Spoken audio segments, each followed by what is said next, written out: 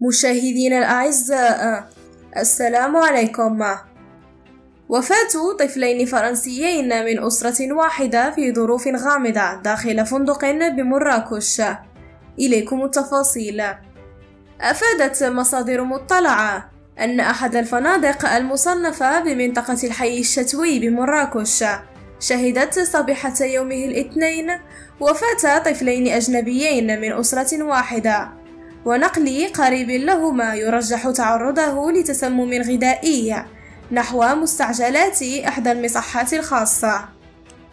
وحسب المصادر ذاتها، فقد استنفرت الواقعة مصالح الأمن والسلطات التي بشرت تحقيقاتها للوقوف على ظروف وملابسات الواقعة والتأكد من تسبب التسمم الغذائي المفترض في وفاة الطفلين الحاملين للجنسية الفرنسية.